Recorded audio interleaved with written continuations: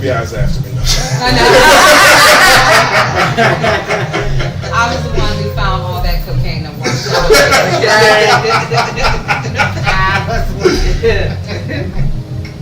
You were there too.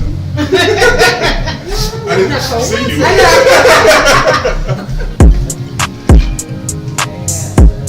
heard that. I was like, only America will.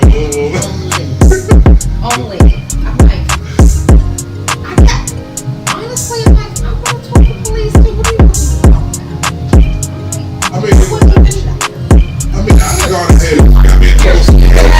You can have it. It's more money than I got. My question is, how you get this hand out of this house?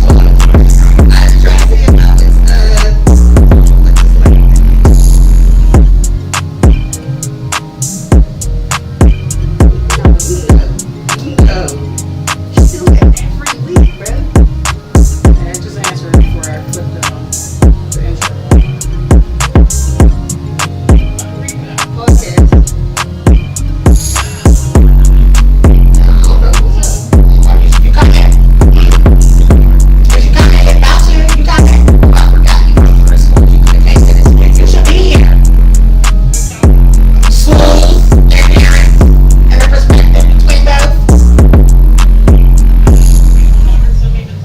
Oh, my bad. Well, I'm just saying, you got time. You want to pull up? Come on, more. Nobleman. The nobleman upstairs. Oh, you know what? You know Election right there. I'll call you after. She done went through who all over there. We get it right. What we talking about? Where you at? Who's here? What y'all drinking on? I was upstairs. I ain't walking up the stairs. you Oh, she said definitely walking upstairs.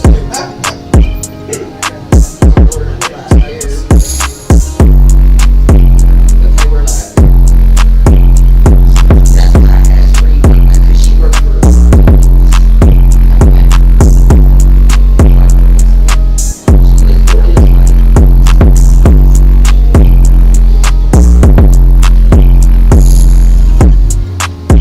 They both work at Okay.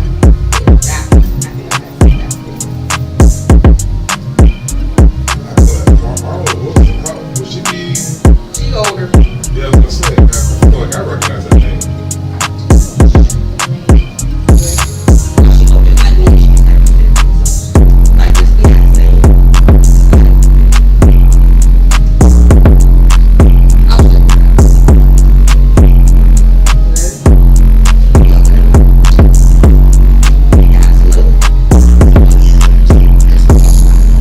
That's you. Yeah. Good evening. Good evening and welcome to the Social Flex. We are your Social Flex hosts and guides. I am Carlisa Turner. I am 42. I am widowed and single. I am Sierra Tompkins. I am 43. Yeah, I'm not one. I am single. Okay.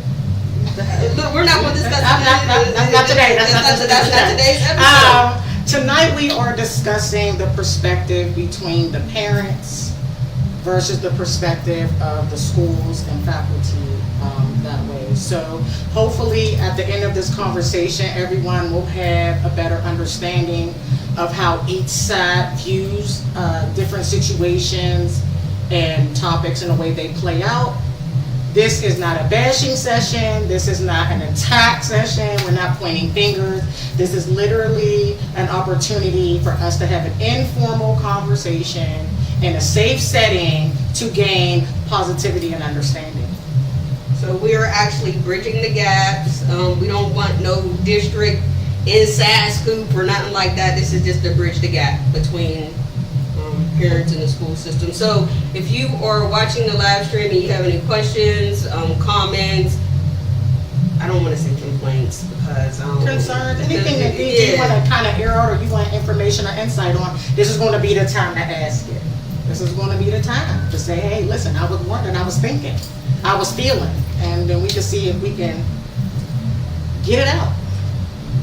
So we are going to introduce our panelists for the day. I guess we're gonna start this way. Starting with you, ma'am. Where am I supposed to be? Your camera's right up, Your camera's over right here. there. Hey y'all, what am I supposed to say?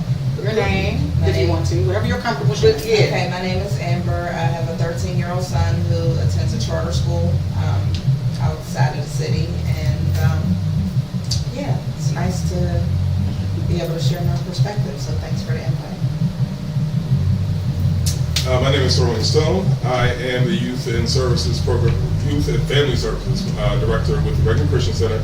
I'm also a former dean and teacher.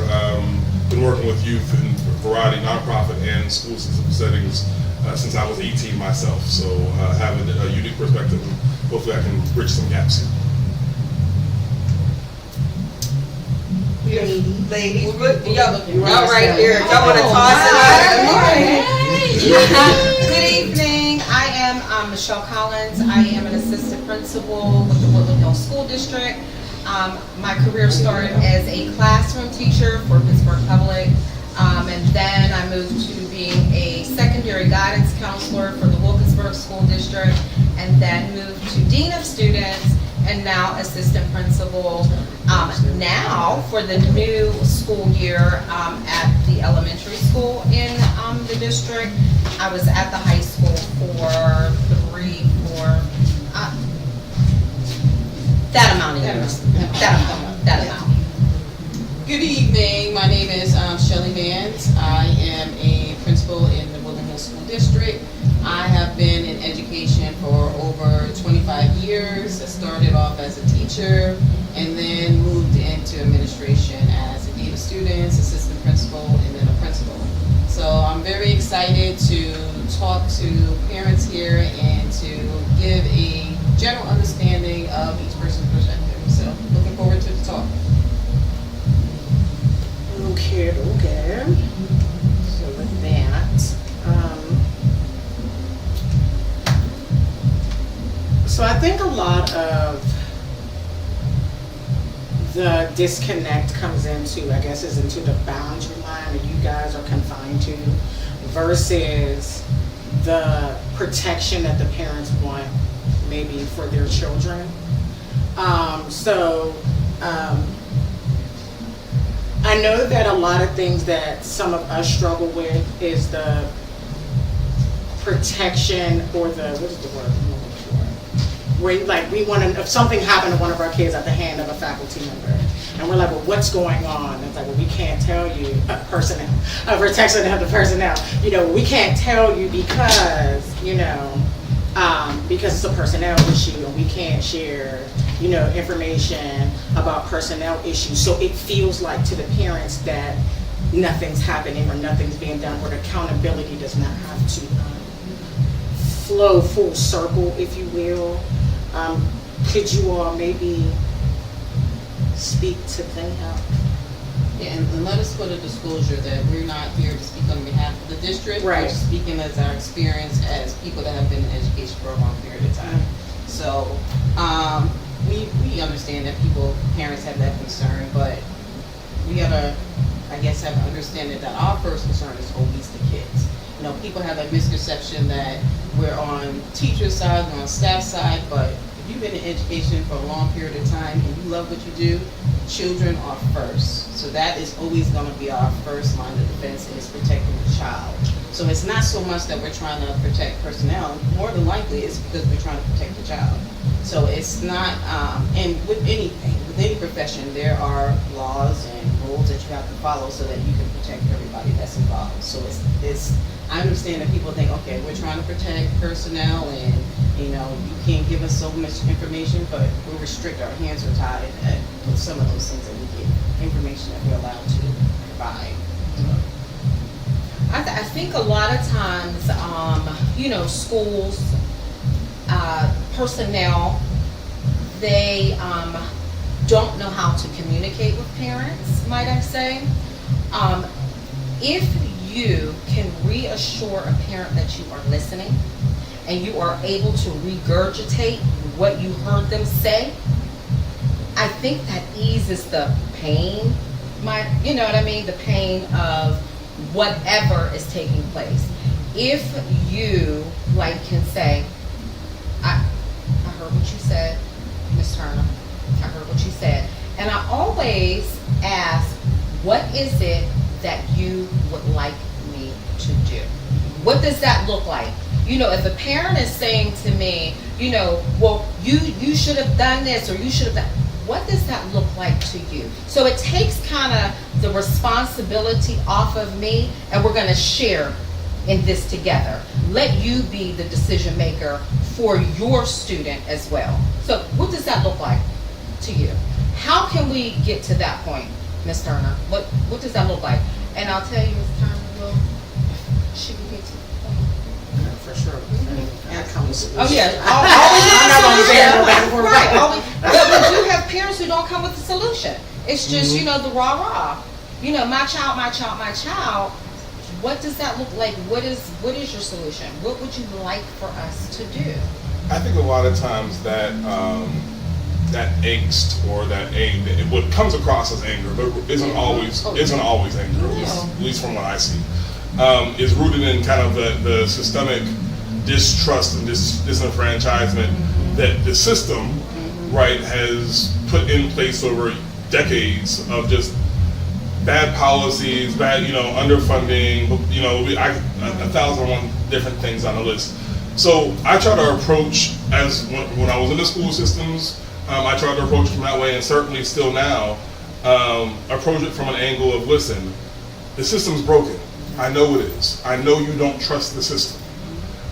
What I try to do with everyone is build a relationship. That's why, like, you guys do a great job of it. I'm trying to follow in the steps of the school, of the district, with the community engagement piece, because it builds a relationship that whenever you see me out on the street 57 times, when I've seen you at all the different events and stuff, I'm no longer Mr. or Mrs. So-and-so.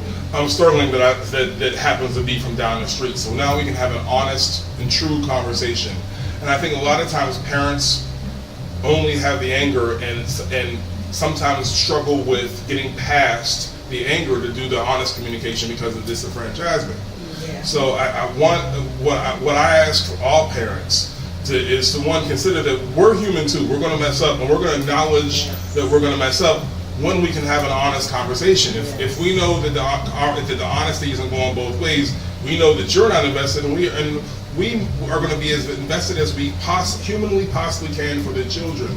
But it makes it even more difficult when we don't have that, because we only see them for 8, hopefully a little less than that, but 8-10 hours a day, and we're asking for this shared mission that is crucial, because ultimately I'm going to get old. I need them to make the right decision for me, not leave me on a corner. To piggyback off of what you said, I think that it should be a partnership between administration and the parents, and the child is in the middle. We're coming together for the greater good of the child. Yeah. If the administrators have not laid the correct foundation, communication, transparency, if you don't have that, then piggybacking off of what they've said, when you call me, I'm going to automatically be on the defense because I don't have a rapport with you. And I don't know if you're putting my child's best interests at heart, but that's my job. So of course you're going to get, that angst or that extra aggressiveness, because if the work hasn't been done throughout the year or laying that foundation, you're really a stranger.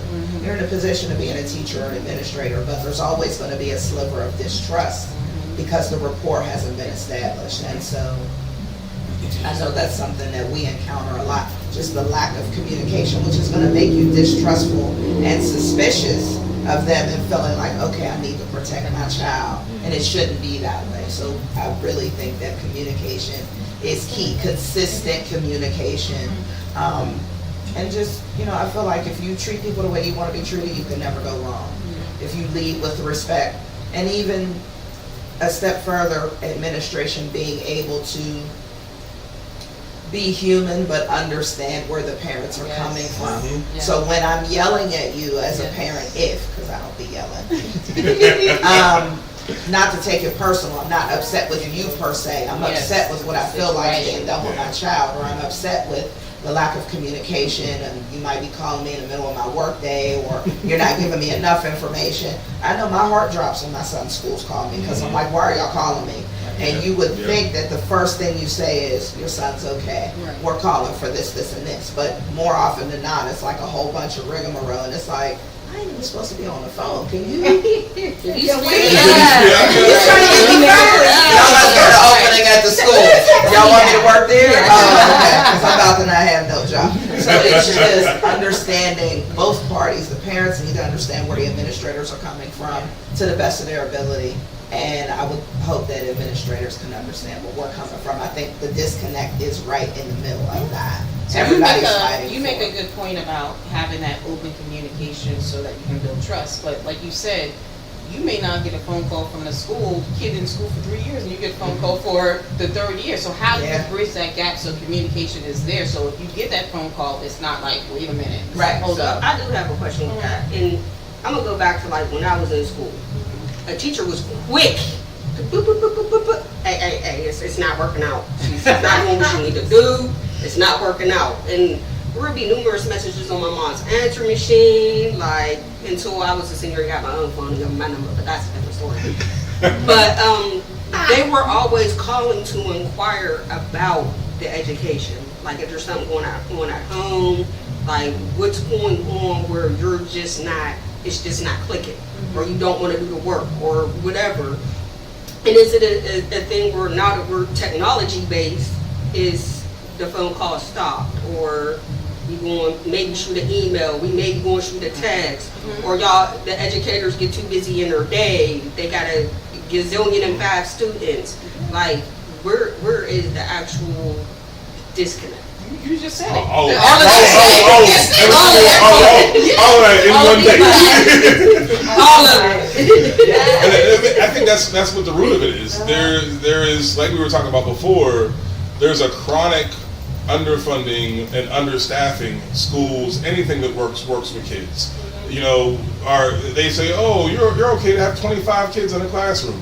We know by experience and data that that's not realistic.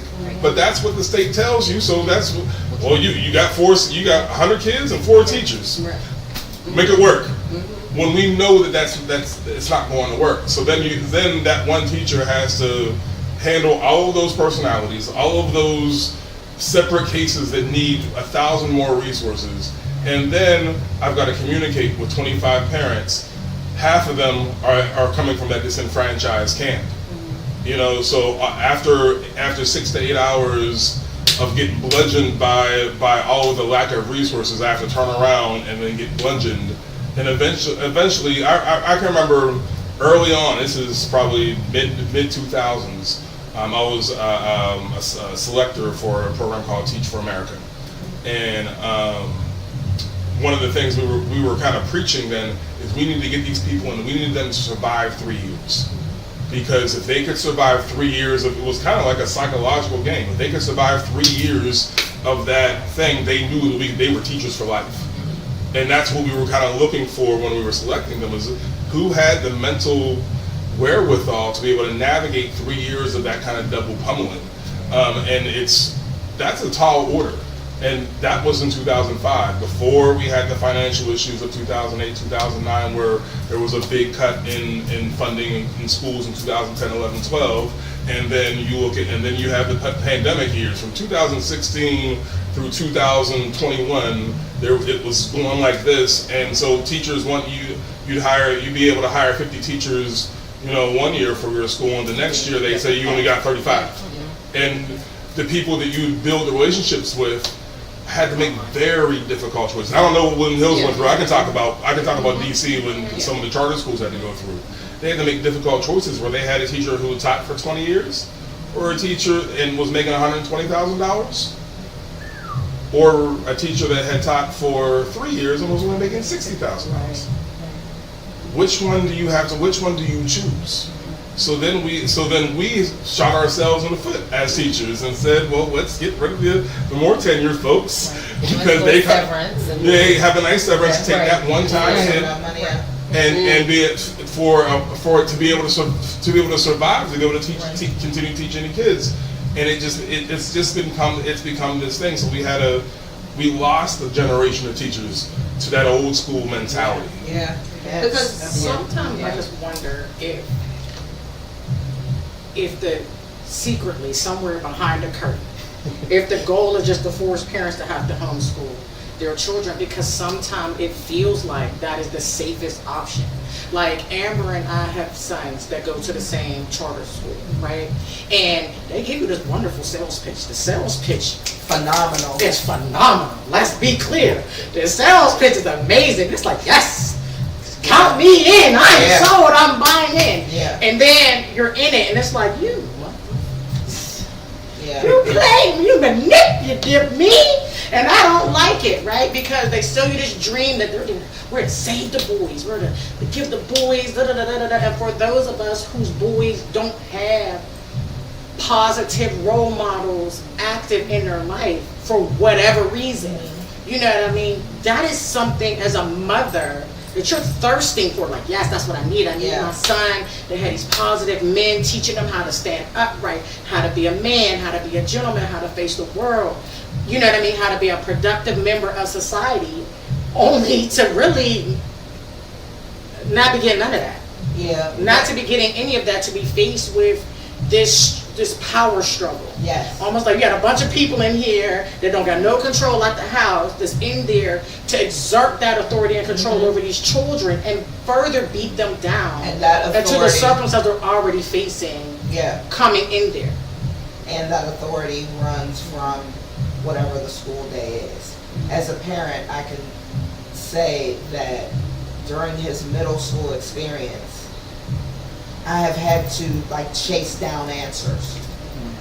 I have had to, I'm at every parent-teacher conference, I'm at every orientation, I'm emailing, I'm seeking them out and saying, hey, my name is such and such, my son's name is such and such, I know what his shortcomings are, here's my number, because I'm an involved parent. I know you don't get a lot of that, but it'll be days, if any, if you get a response.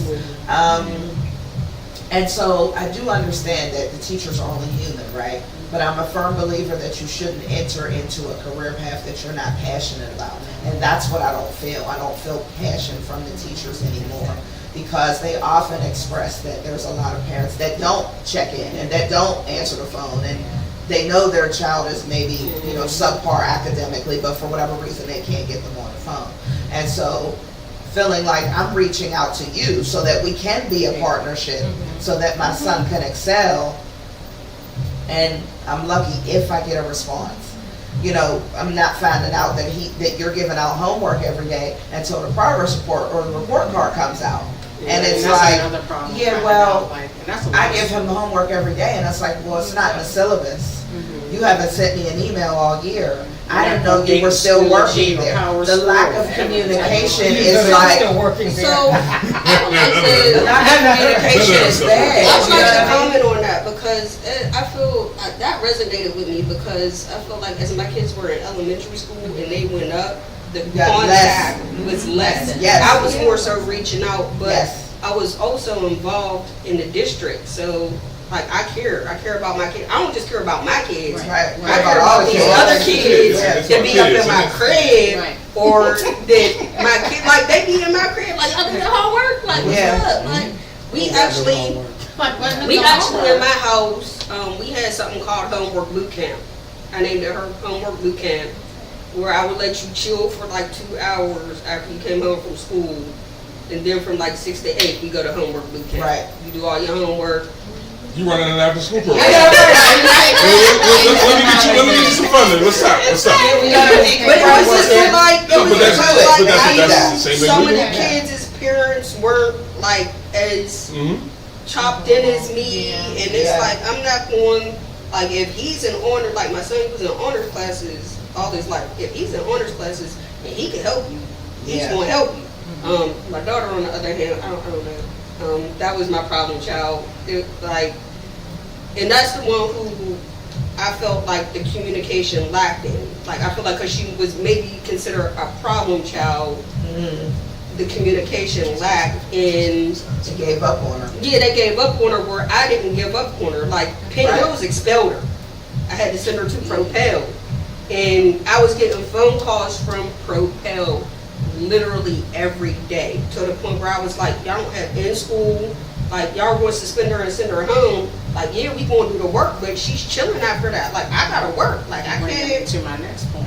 Yeah, like I can't be on her heels while she's at home with me and I'm working. Like, we're in school. Like, don't suspend or expel the child because you can't handle them. So But like but like Sterling said, this is a collaborative effort, and school has changed drastically Yes, it since has. I was in high school, since you all were in high school, all across the board, from parents to school and the education system. And the It has children have changed. changed, Yes, too. yes, everything has changed. And it's almost like we have to figure out how we can get it back to Right. be productive to this new group of students. Not the same students that they were No, 20 years ago. that's We it. can't teach Yeah. them the same way. They're not the same. I say that all the time. I feel like, remember, there was once upon a time y'all used to schools used to send this thing home that was like, about me. And so it was your opportunity to tell the teacher, About your who, children. who my name is, my favorite color is. Yeah. I'm excited about, I dislike, my shortcomings are. And also I pray for the parents to put in, like, what I believe my child's shortcomings are. Right. What do I need to know about your child? You need to know that Marcus is, not a strong reader, and blah, blah, blah, whatever that is.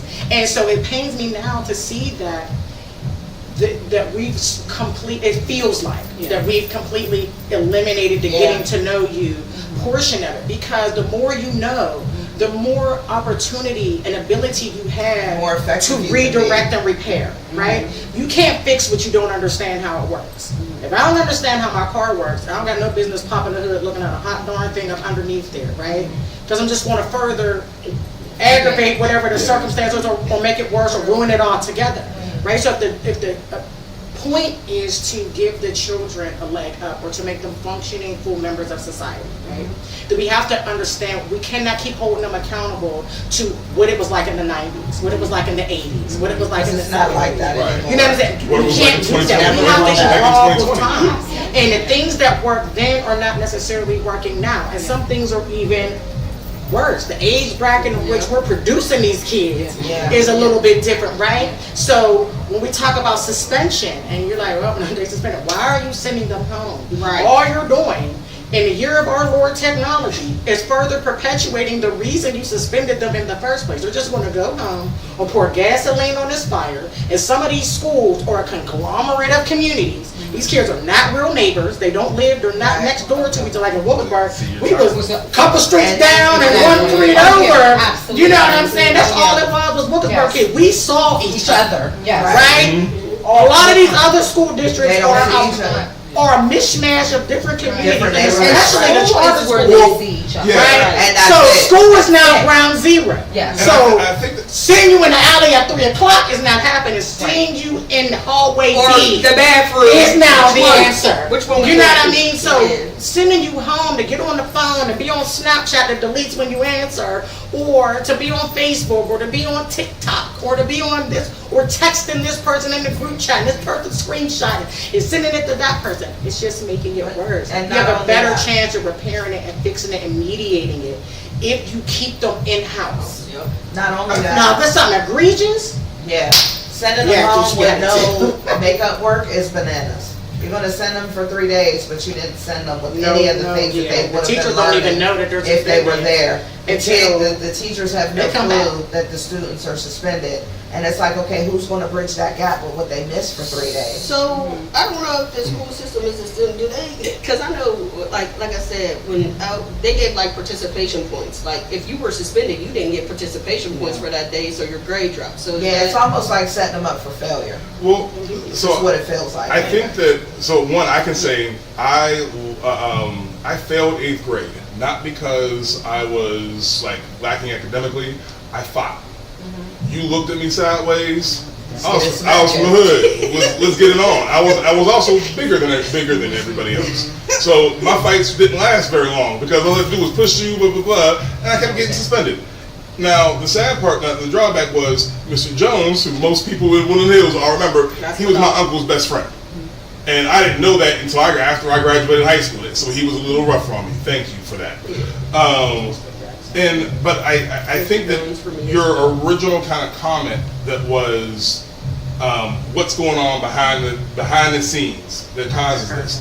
So this is where I have to give my disclaimer. I'm not speaking for any organization, anybody else, because I have a very radical view as someone who was taught in public schools, who was a principal at a charter system, and also taught in the charter system, and now works in nonprofits on the outside. The root cause of our problem was the very thing that got us the public education system was Brown v. Board. Because what it did was it took all of our black kids. Woodland Hills is a prime example of a court-ordered desegregation in 1981. Like, it wasn't 1964. It was 1981. When I graduated in 1996, my class hadn't even been able to go through kindergarten through 12th grade in that district, and I graduated in the 90s. So perspective really matters on how this isn't an old problem. We saw it happen recently, and we still see it happen because what the root of it is white flight. Whenever Woodland Hills again is a prime example, but we can talk about how it happened in DC. We can talk about how it happened in Texas. We can talk about every major district that had this problem went through it. So we have a broken old way of looking at something that doesn't even apply to the kids that we're trying to teach. And then you come along and then it is poured on more, hey, you have to get 35 kids to read. So why don't we do get to know you things in the beginning? Because I've got to hit that standard, but I got to hit my standards day one. Because because they don't care about what the community schools cared about. You know, that's why sports programs were so great. You have guys that, man, I played football in 1965. It had a sense of pride about it. It was about your neighborhoods and your communities, and whenever you broke that down systemically, and yes, it's good for us all to come together and be part of it. I'm not knocking conglomeration of school districts. What I am knocking is breaking down the barriers or breaking down the community pride that we all have. We should all be proud of where we're from. I love the Woodland Hills. I don't even know if the band does it anymore, and if they don't, it's a damn shame. And I'll tell them that to their face. We used to say "Eyes with Pride" every time we marched on that field. I went to a drum corps show, and they didn't do anything like the pre-little rituals, and I thought about that. That's where I learned my professional pride. When I walk into a meeting, I kind of all in my own way go through that. I don't say the same thing we did, but we all have that. When I was walking up the steps here, time to go. Walk in with pride, like, you know, and we don't do that because I got to hit this standard. So I lost the most important piece because the system was never meant to teach our kids the right way in the first place. And I think that a lot of times what we have to remember is we are making the best out of what they don't want us to succeed in. And I think that's the one thing that I wish I could drive home for parents to remember is that, yeah, the teachers, the schools, the administrators are not perfect and are going to screw up and the system doesn't have things, but we're trying to make mud pies without water. You know, we're doing something that's damn near impossible. But on the flip side, parents have the water and nothing else. Because we like you said during the pandemic, we told y'all, hey, y'all go be teachers. Hell no, I sure That wasn't a fair expectation. that district, I said, listen here, hey. Is it about to be a discount on these taxes this coming year? And there should have been. Do I get a stipend? Because they just talk about the camera's got to be on. I said, in whose house? I said, oh no. I didn't sign up for Big Brother, baby. Oh no. You shall not. This camera's off. I am the queen of this here, Kev. This is not your classroom, baby. I don't know where you're at, but you don't pay near the bill here. You don't dictate my wardrobe here. You know what I mean? Like COVID was wow, breastfeeding, oh, yeah. And you gotta understand that from the perspective of the teacher. Like, I understand why they have cameras off. I completely understand. Like, there's a teacher, like, who am I speaking to? I'm looking at a blank screen. I'm thinking I'm teaching to the kids, and are they listening? Are they sleeping? Or what's going on? So it goes both ways. I understand why cameras are off, but the teachers are at a disadvantage as well. So nobody benefited. It was a during that sucky time. situation. Yeah.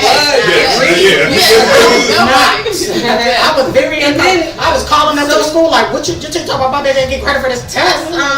So the I don't other thing think with so. that is, with COVID, it's like you're placing a child in the comfortability of their home. So yeah, I'm gonna turn this little laptop off, but guess what? I'm gonna be here with it while the teacher talking. I'm gonna That's be here. exactly what happened. I'm gonna be here. Or I'm eating. gonna be here. You're still in the class. You can't eat your It's like Shut when lady. COVID hit with my daughter, I'm like, yo, is you? know my I'm in the office like,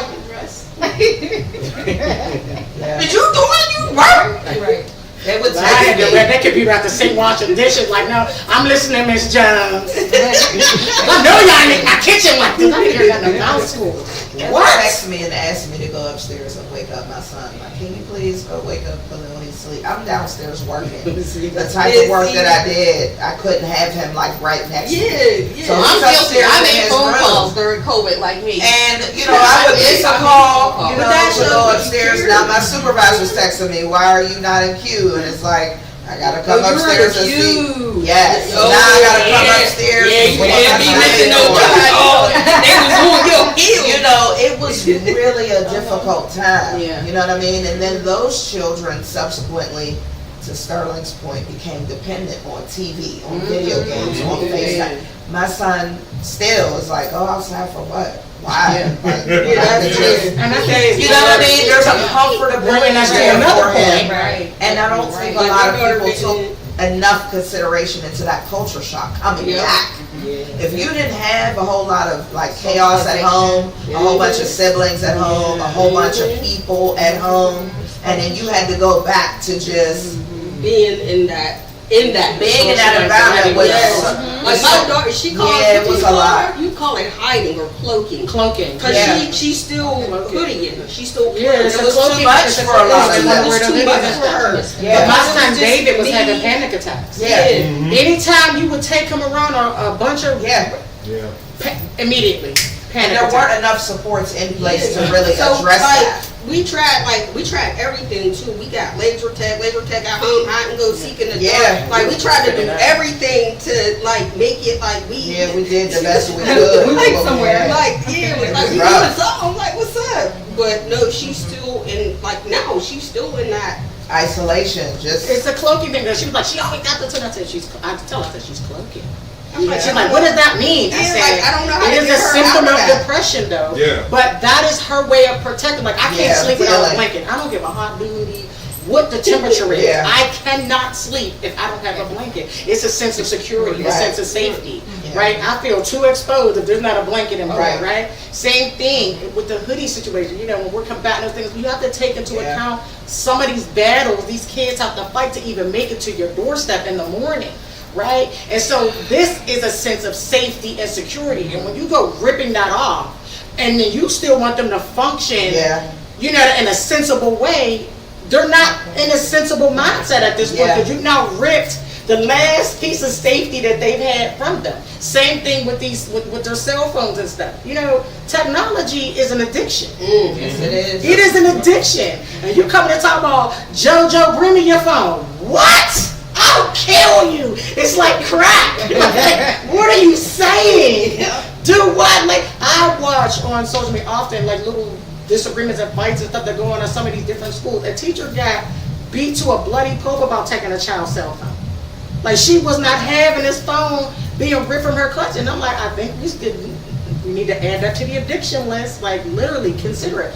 Some of these kids are literally fighting real drug issues, real issues with alcohol, and now technology. Yeah. Technology is an addiction. I think- And it's like you yeah. give them I think these technology's computers, jumped to the and you forefront can more so put as than many ever. controls as you want on them. Some of them are smart enough to sidestep whatever control you think you put on this device, and still be doing extra other That's it. stuff. They don't You don't have to be even smart. because most of our kids are brought up in one technology. They know how to get out of there. We figured out ways around the bags before we were smart enough to even figure out how the bags work. Yeah, Yeah, like I mean, that's the Yeah. thing, so you have to, take those things. Like, how you do that? Again, Right. it's also about safety. Like my daughter, her phone is literally her lifeline. When she feels like See, and this there's a situation real is too problem hot, with it, right? I gotta call my mom, and she does. I just spend whole days, like I was in school too, on the phone with my daughter, just going class to class to class to class. I might as well have took notes because I was there, right? And so when she would get in trouble, and they would call me like, well, Miss Turner, I'm like,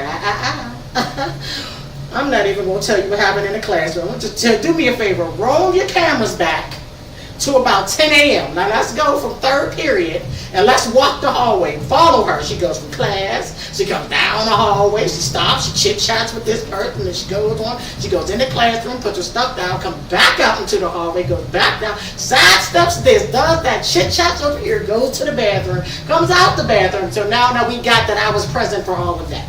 We're clear. That sounds correct now. Now let's walk into the classroom. Whilst in class. Now, let me ask you this, Ms. Turner. I'm gonna play devil's advocate, right? Yeah. As a school administrator, I am like, that's very nervy. You are on the phone Turn it off. with your mother, and you are supposed to be learning. So who's doing the disservice, right? And Well- my job as the school administrator is to make sure that there's teaching and learning going on, and we do have a relationship. No, We have that no. rapport. And you're on the phone with her, and I understand, we ain't even gonna say you. Let's just say your child, you're on the phone with your child, walking from class to class. And I'm like, But we're not That's actively, very- in her defense, we Yeah. weren't actively talking. I'm just on the phone as an As a ear. support. Like she's wearing a bug when she taps, right? And I'm just listening. It's not like we're but then conversing. we have She's parents- going on about her day. The line is just open and I'm on it like, okay. Right, but we do have parents who in the middle of class will FaceTime Yeah, like their student. We have parents who call all day. So if we don't address it, right, Yeah, we we're should doing address your it. child a disservice. Yeah, I agree that it should be addressed. And we need to have but that conversation with the parent, like, again, where was the breakdown? I agree would wholeheartedly never. that you My should mother, address it. yes, my mother would never call me if I didn't My dad don't in the middle of ask class. you to see. My But son with the graduated in My dad 2018, don't care I about think none it of was. that. Answer this phone. 2018, 2014, well, 21, he graduated some year. And listen, they had cell phones. Yeah. I would never, And ever, can I don't understand care that. what kind of emergency it was, I'm going to call the office. I'm going to follow, protocol. Right. Let me Okay, call the old yeah. school. Can you tell William that he needs to come straight home from school? Right. No. Can you let him know that he is not to go to practice? And I You think know, I that's- agree with that for isolated incident. So getting back But to I There's a lot of basics. times that it doesn't. But I think You that's- like, I called the school, they didn't tell me. Well, ain't nobody school told me. But I think that's where you Back to spoke, basics. before you spoke about that kind of like old school communication. Yeah. Whenever the invention of cell phone kind of circumnavigated that, whenever parents agreed to a bridge right to get, Yeah. rightfully so, because For sure. if So it'd be a lot Woodland, going on. Woodland Hills is not impervious to this too, but also cell phones are necessary for emergencies. God forbid we have something worse than a fight. That's all I want to say on that. Yeah. Say about that.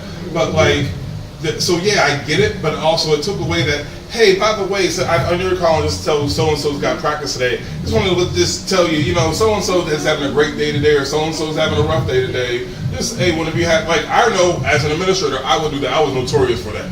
I was always, like, sneaking in the extra information or getting more information. Like, hey, did so-and-so get enough sleep last night? They kind of cranky Yeah. today. Like, so I knew how to approach it. And I think that, we get stuck on the issue of cell phones so much in schools, whether it be elementary or high school. I think they're a necessary evil because I agree. You can make them a part of your curriculum, though.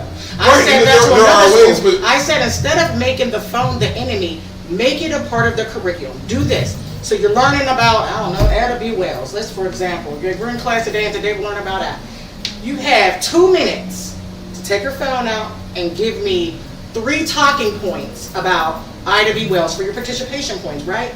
If you're so busy using it to gain credit, what these points can help you when you start to fall short in these other assignments. These points can add up. You But y'all know get that's to not your happening. advantage. Right, and No. What I'm saying is, but you but- can make it a fun part of the learning But process. also, but Pull out your phone. Everybody get your phone out. Everybody who got a phone. Okay, everybody get your phones out. What I need you to do is give me, who can tell me, pick some, 3 states that have more than 14 cities, right? Quick. Who can tell me? First 5 people get 10 points. For the next 5 people get 7 points. The next 5 people get 5 points. And everybody else that can tell me will get 3. But Quick, it's a but that's Pandora's there's no box, business though. on well, it. I think It's a Pandora's box But though, that because comes then to what's to another- stop them from going to the text messages and the missed calls and all the well, other things? even outside of that, I think that a lot of Even with times, the Chromebooks, they're still doing a lot of the same. right, and I I'm think, just saying, yeah. and that's, You're and not that's, stopping that. What I'm telling you is there's a way to make the cell phone work Well, there's, to your advantage from a so my curriculum thing was standpoint. always the discontinuation of books. I'm like, y'all got a fucking book, But but there's books on here. So why you ain't like, hey, go to your phone, download this book, or we'll give you the code to download this book because so you well, can read it on your phone. there's a couple problems. Number one, because some parents decided not to send their kids with phones. Now I've got 3 kids out of 30 that don't have a cell phone, so I've got to have a solution for that. Then then the other side, well, which platform are you using? Are you using an app or a thing? Does the app on that? There's logistics in it. But in the bigger part, in the bigger scheme of that, is how do we have? Does the entire class, all 30 kids, do they have shared knowledge of how to work their phone or download the app or do whatever? A lot of variables. You're right, and then lastly, do I have time to implement that given that curriculum that is not written for a cell phone? It wasn't written within the last 15 years. Ain't written for that Chromebook neither, but here we are. Right, Chromebooks. but that's the problem. We're trying. Outdated curriculum. We're using outdated. Tools, We have tools that Right, could do right. amazing things if our hands were untied, if administrators' hands were untied. Now, I'm in an out-of-school time setting. I can do that. A lot of the projects that we do in our after-school program are, like when we did Black History Month and stuff, we use the cell phone. I also don't have the restrictions, which frankly is why I'm not in the school district anymore, because I don't have the same set of restrictions. Is that fair? Absolutely not. Is that fair to the kids? No. But because we have to wait for, literally, if you're a teacher, you have to wait for some white guy from Michigan or Iowa to tell me, right, to tell me what my kid in Braddock should or should not know, have him go to somebody else to write a book, the curriculum book, have him go back to the Senate to say, we don't want to learn any of So that's why I was and saying, so now it the takes board 8 meeting. years. It That's takes why- 8 years for you to get a curriculum. I was wondering why I was getting kicked out of the administration meetings and the board meetings when I would come and voice my opinion about curriculum. Yeah, I say it all the time. I don't care because Yeah, a lot of the I do. platforming that we are using for these kids makes no good sense. If you just want to be an advocate for, just say that, because that's how some of it makes these kids feel. It is stressing them out past the capacity. Some of these platforms just are simply not conducive to some of the mental health things that these kids are going to, some of the in-home environments that they have to live in, some of the lifestyles they have to lead, period. I don't understand. Edgenuity is the worst platform I think I've ever had the displeasure I don't like that one. of being a witness to in my lifetime. And I have dealt with cyber school. You know what I'm saying? Edgenuity is some I was like, BS. can y'all get on Google, please? If they have Google Classroom, it's not about that. You have to have somebody to run the curriculum to teach that through the summer. Edgenuity gives them a hands-off approach, but it's not the only option. Yeah, It is the one that you are actively Yeah. choosing to force on these children. It's terrible. So one size fits all approach. There's no way to is certainly bypass some of different. this mess. Learning Stuff is challenges, unnecessary. personalities, It's 5 mental minutes, health you're issues. wasting time. I could be done with 10. Assignments. And the time it's taking me to watch this one. And that's what it was with my daughter. Resources. That comes with resources. So that- Right. Hold on. Yeah, That's the option that's available, because that means that if we try to have some summer school where we're in person, you gotta pay staff. We don't. The Yeah. money is not there, like you said. That was there a few years ago. So this is an option. And to be clear, like summer school is just an alternative for something that happened during the school year that a kid failed class and they had to place it. But What? Isn't WOA on Ingenuity too? Yeah, it is. See, But again, that's that's- another option for students. Those are options that students are taking in when they're not in the in-person environment. You know, we know that the in-person environment is where the students are going to learn the most. They need someone in front of them that's going to teach. Right. So these online programs, whether it's a cyber school, whether it's Ingenuity, are alternatives. Those are not the first choice. So, I mean, obviously they're not going to sit there and say, hey, we need to ramp this up, because that's not the first choice for students. Those are alternatives that are choices that people have to make because of, and it's not always because, you know, a student just wants to take it. They may have to take it because they have anxiety. They can't be in person with school, but this is the alternative right now.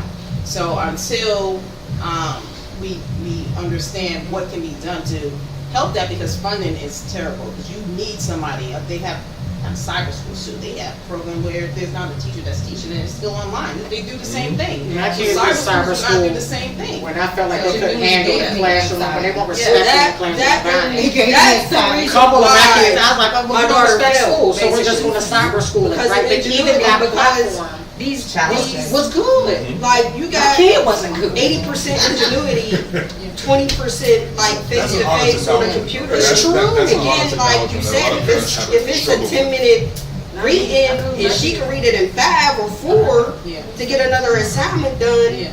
And again, she's like, no, I don't want to be on this. Like, I don't want to play the game. Like, I want to do that. I want to do this. Like, school. But not even that. It is, when I look at it, I'm like, is this the content that is being taught in the classes? Of course, again, that's the alternative to maybe have failed a class and this is what you have to do. But it I'm shouldn't be just like- so harsh that you really want to like hang yourself. But no, I'm saying this Instead of before getting this COVID. work done, Yeah. where you're like, Yeah.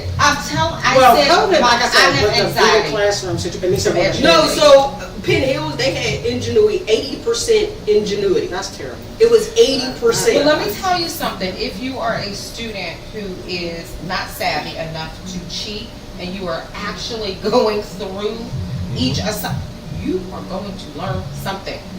As much as it gave me anxiety, because yes, I was helping my son for do a summer school. Yes, I was, and every time it was like, you are 140 assignments behind. I was Yes. like, I only missed 2 days. Yes. Right?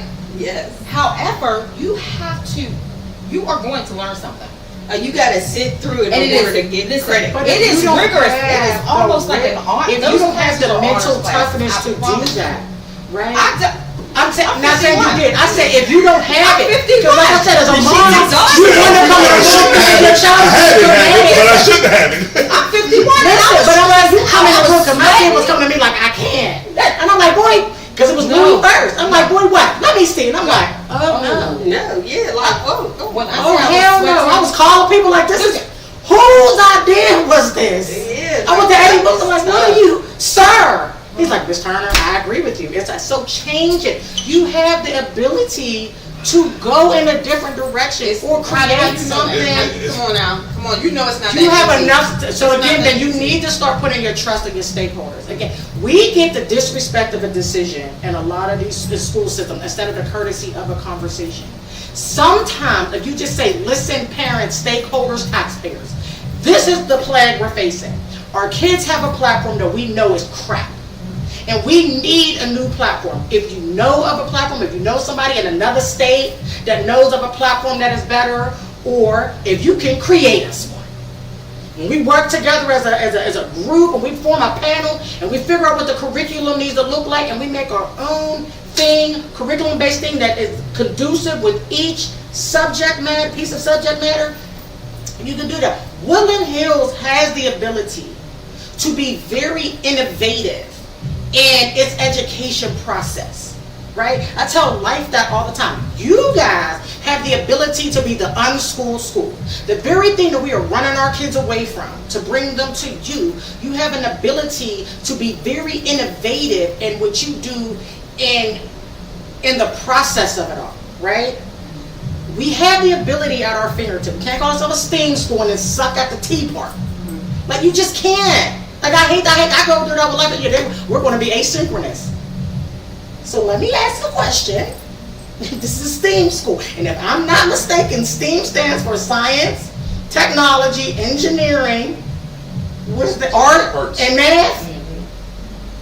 What we doing about this T? How they about to have an asynchronous day without this T? They don't got a computer, an iPad, a BlackBerry, nothing.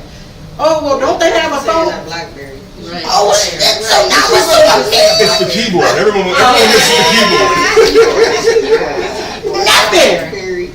Yeah. Now, let me say I this. love my BlackBerry. It's the real keyboard I No, miss. you It just really said is. some very powerful things, right? Again, you've been at board meetings, okay? And you have voiced them. Okay? What we see happening, parents will be in these type of forums. Oh yeah, I don't want the cell phone. Oh, you need to change the curriculum. We don't like this, we don't like that. And we're like, come to the board meeting. But that's what I That's said, where when the I used to come to changes the board meeting, they be ready to kick me out because I'm You just just being be consistent. That's right. You have a voice there, and the thing is, for any district, if you have a large number of students, the amount of parents that are present at a board meeting yeah. are minimum. minimum. You can't sit there and say you want change if you are not showing up. Right. You can't have the same 3-4 people advocating for the entire district, and you're talking about nothing's being done I because agree. not enough people are sitting there speaking. I can You should, understand that. parents should sit there and be How there. often are the board meetings, Like the importance of the board meetings and the frequency or the availability of the board meetings being conveyed to the parents? It's Well, it's parents the is very same. publicly vocal. It is, Oh, yes, and they have to. You're told they have parent to. groups that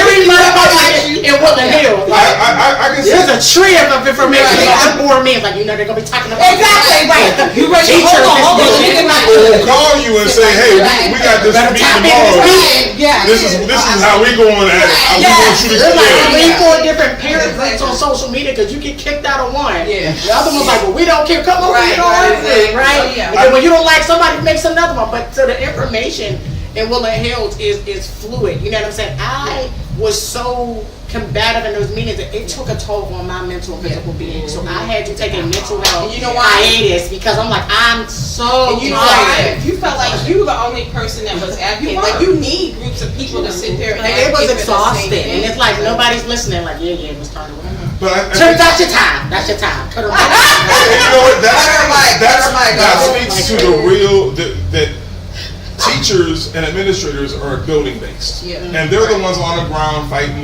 the real fight with your kids, with families, fighting the fight against this broken system. Yeah.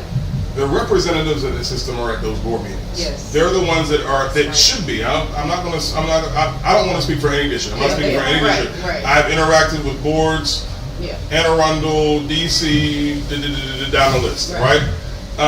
Including some here.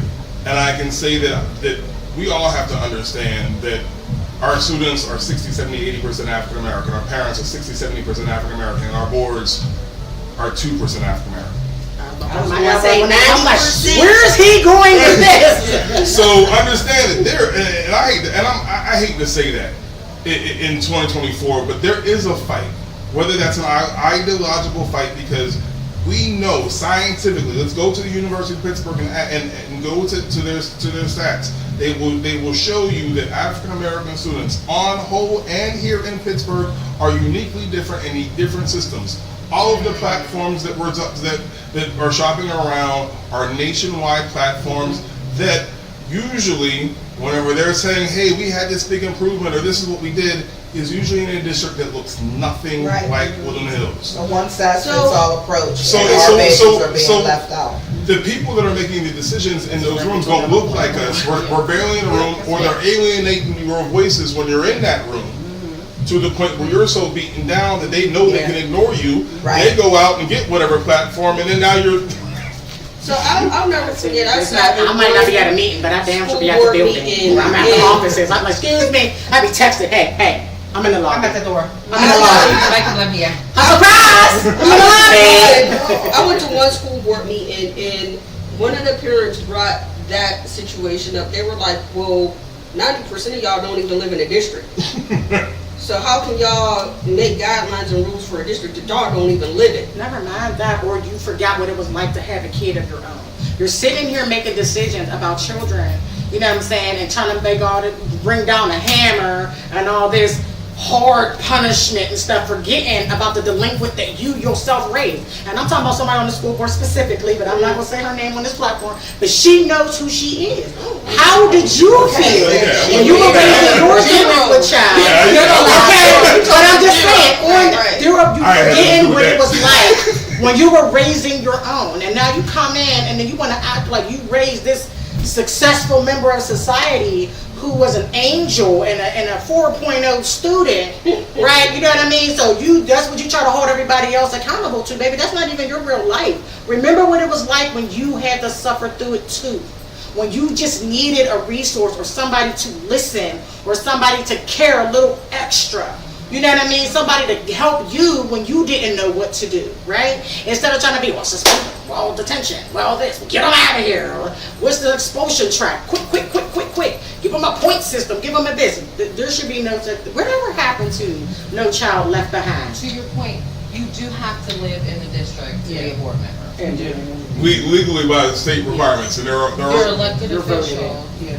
We have to vote on you by your zone. now does that now I know 3 districts within the last 2 years that had people living, because I've only been here for 2 years, 2.5 years now, that have had people that because they moved during a cycle or whatnot, and there had to be situations to remedy that.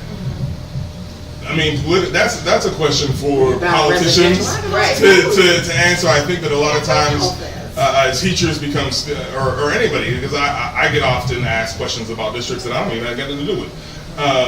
That it's like, well, the teacher said, well, the teacher's goal, again, teachers and school building administrators are focused on that kid, and everything else that's coming from those school board meetings is just wait. And a lot of times that weight comes in the forms of, well, so-and-so went to the school board and yelled about a cell phone, so now this whole school's got to make a change on a cell phone policy because one parent who didn't have the actual voice of the community went to that thing. And I think a lot of times we have to not only be present in the school board meetings to advocate for, but to also be present at the school board meetings to make sure that there isn't someone there that's advocating against you.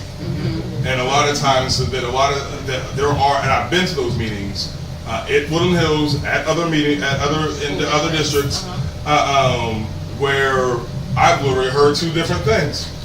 And you can see it in the board, and see it in the board members, and they're going at it. And how do we expect this bridge to be built between parents and teachers if there ain't no bridge for it? We're all stuck on an island. So I have a question. Remember back once upon a time there was a thing called like No Child Left Behind. Was the premise for that? So I'm just asking because I hope you know. Was the premise for that academically or in totality? It was a political joke. Yeah, I was gonna say, it was just something nice that they It's said. supposed to be. Yeah, it was supposed to be to bring the lower schools up to whatever Standard. standard they have saw. we just done away with that process of thinking? Because I mean, I'm just wondering. Well, now we're a race to the top. So, Yeah. Because I feel like that was Obama. Didn't Trump re-sign it, to reauthorize it to be called something else? Yeah, it It definitely. was supposed to be called something. Race for the top, because that's the truth. That's the advantage of being in DC. I get to see it up close and personal. That every president, it changed. Yes. Whenever we remember No Child Left Behind because Bush made it one of his talking points because, frankly, he was a bad president, so he needed to have something he really pushed because it sounded good.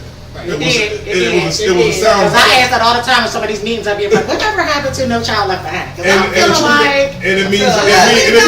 that. It really means nothing. That was in totality though, because that was when they started giving more funding for after school programs, Yeah. free lunch programs, that's you know, what- all of that, yes. So it was supposed to be in I always Well, thought I it was was so saying- that kids didn't feel a certain type of way if they failed or like were behind another kid that was the same age as them. It funded Because more of- programs like Yeah, that. yeah. So I asked that because because I have different experiences with each school that I deal with, right? So my charter school experience, I noticed that I almost never heard anything about my son academically, unless I was digging in their ass about something. If I'm in a meeting with them and I'm like, well, job, well, where's the accountability? Where's the this, where's that? And I'm like, let me see your son's grades. You know what I mean? As if to get me off of whatever this topic was. And I'm like, at some point I get to like, I don't care. I'm here to talk about this. I'm not here to talk about his academics. Because if he is falling behind academically, and you waited until this moment to inform me, the failure is not on me. The failure is on you, because I don't know what I don't know, right? If you don't communicate with me, if you don't update yourself with like a Schoolology, Power School, something over there. And so if you're not updating that regularly in real time, what you want me to I do? literally- If you're not going to yeah. call me, you're not going to shoot me an email. You know what I mean? You're not going to send me a letter. I don't get a text message. None of that. I don't get a pen pal note. No, respond to my emails. Power School or Schoolology, whatever it is, it got a bunch of dashes all across it. There's no update. What do you want me to do? Even when the numbers are in there and it's like, okay, let's say this is a C, you reach out to the teacher, like, oh, no, all the numbers aren't in yet. Yes. Why is this not real time? This is what parents That- are relying on that's- to yeah. know where their student is placing as far as, did you turn this in? You got your kid saying, I did turn it in. Okay, but there's a 0 here. Mm-hmm. Reach out to the teacher after you chase them down, go on a scavenger hunt for the teacher. They're like, oh no, he actually has an A. It's just everything's not in yet. I can't function like that. So you Yep. gotta help me meet you in the middle. If academics is what we're doing and that's the focus, for me it's the holistic child, but just from the perspective of the teacher, why is there not a prerequisite for teachers to have to enter that information in timely, effectively, concisely, so that when I log in, I know what I'm looking at is what it is, so I can hold mine accountable. Okay, you didn't turn it in, because it says there's a 0 here, so give me that choice. Yeah, That was I'm 90 punishing him, and he's Do it like, again. Mom, I did do it, That was and it's 3 90% days for me to find a of my teacher grades. for her to confirm, that it shouldn't be That was that 90% way. of the arguments in my household when my kids were in school because of like something not being updated. And me as a mom, at the beginning of the school year, if I get the teachers list, like the names of the teachers, I email every teacher. Me too. Hey, this is Dwayne, this here's mom. Like, Yeah, here's my if you information. need Phone me, this number, is how you email, reach text me, message, yes. this is how you can get in contact with me. So I'll never forget the one time,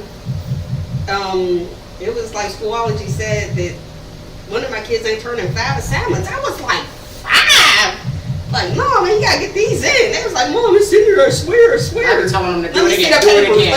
Let me see it, take a picture, text message. Let me see it. But no, they were in, it just wasn't updated.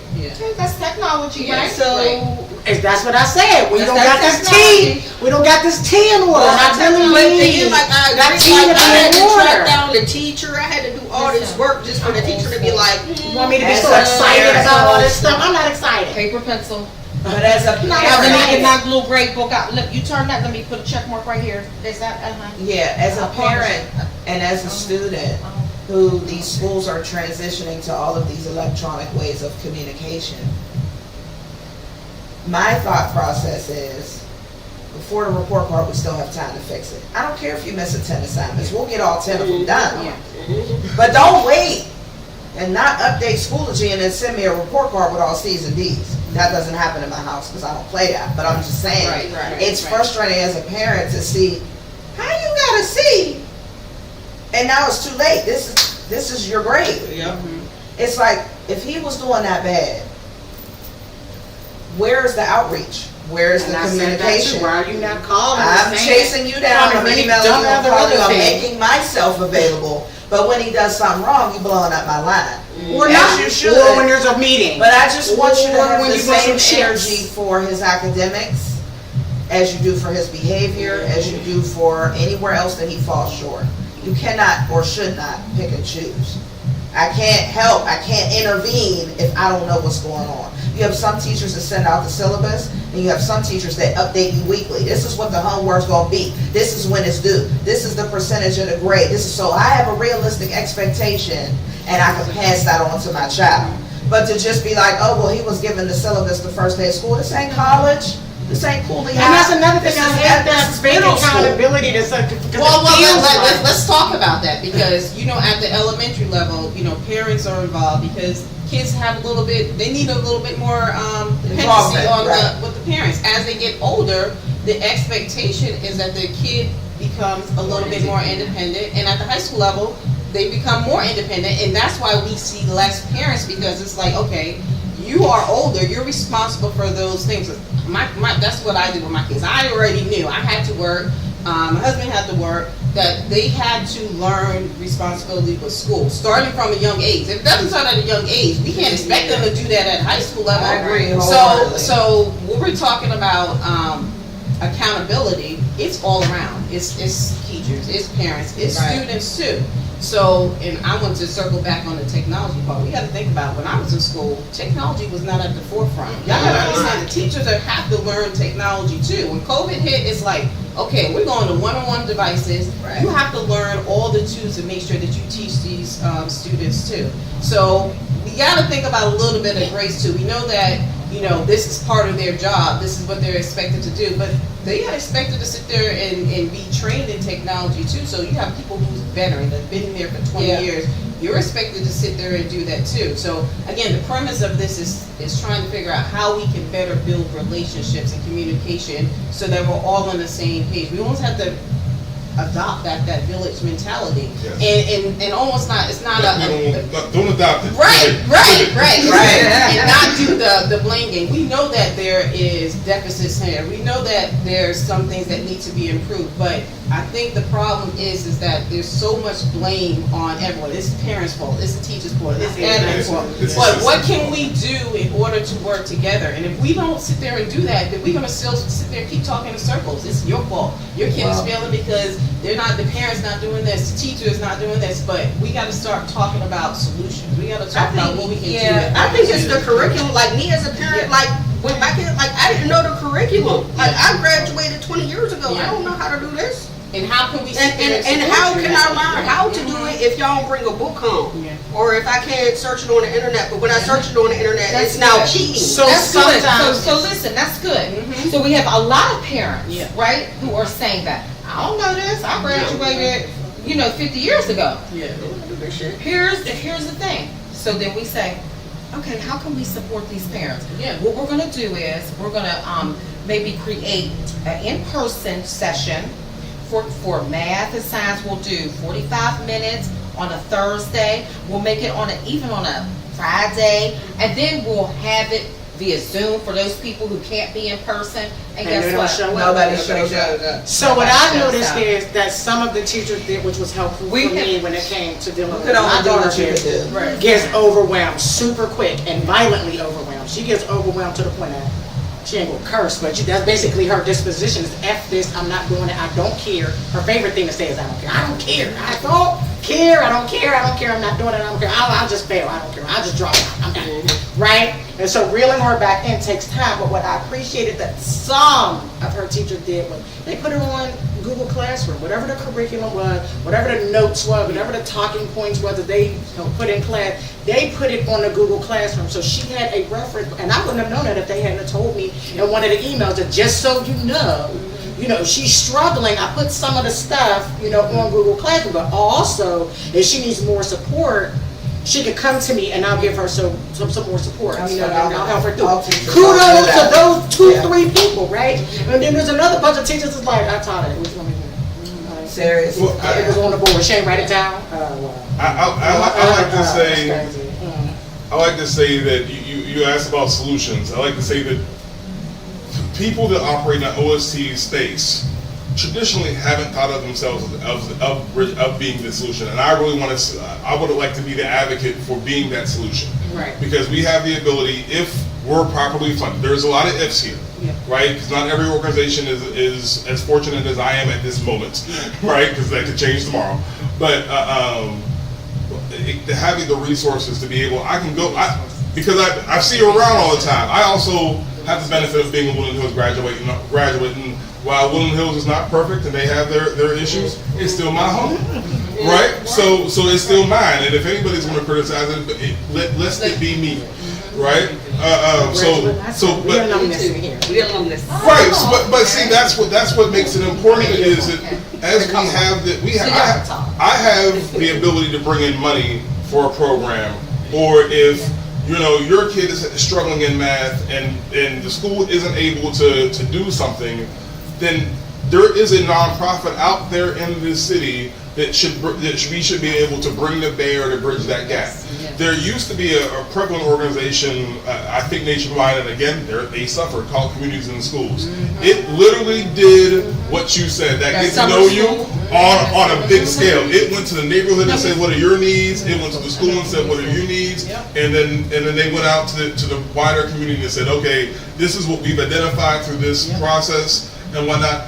Again, funding, cut all of those things. So I think nonprofits are trying to bridge that gap as best we can. And I know that me personally, I'm just starting on that journey for Woodland Hills to be able to bridge those gaps.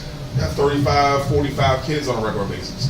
That is not even a drop in the bucket in terms of what really needs. And so I need 80 more organizations just for Woodland Hills.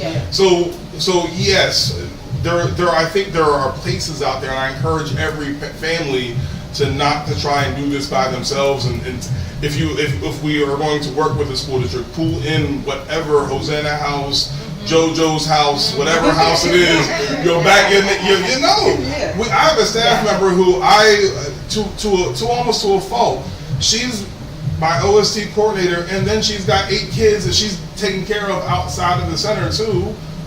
And that takes a toll on the human being, but that's what Village is.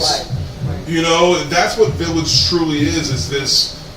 I moved back to Braddock to be part of the Village so that I knew what it was like. As much as trust me, I love the Hill District. I want to live in the Hills so bad. I've never had that opportunity. Will one day. But right now, I'm living in Braddock. That's where my people are. That's my people. And whenever shit goes sideways, excuse my French, whenever stuff goes sideways, I want to be able to react and respond and be able to say, I understand that. I got you. So I do have a little bit of, I guess this is it's like a district question. Cause my kids flop. Careful. No, I mean, my kids flop. Like, my son they started in Woodland Hills, and my son flopped to Penn Hills, and it was such a big adjustment that he didn't even, his senior year, I think he took like 3 classes, cause he had all his credits. Yeah. Then with my daughter, she went to Penn Hills and tried to flop back to Woodland Hills, and they were like, man, like you need to get like 3 or 4 extra classes. And she was like, I'm staying at Penn Hills, I got work study. Like, I leave school. So cause I know like every district is different, but like I don't. Yeah, every district, district. What their credit requirements are. Yeah, but I don't get that though. Like, it's like, Welcome to the club. Standard. Well, the Hills was like, oh no, you will not. You gonna leave about it here ready, right? Well, the Hills, I think also on an educational level offers more things curriculum wise. Penn Hills offers a lot vocationally. Yeah. So if you're more vocation based, and this is my opinion, I did go to Penn Hills before I transitioned to Woodland. I went to Woodland, then I went to Penn Hills, and then I came to Woodland Hills. Woodland Hills saved my life, which is why I get so mad at Woodland Hills. Which is why I be like, listen, I know what you're capable of. I was the trouble kid. I was on my second expulsion when I got, you know what I mean, to Woodland Hills.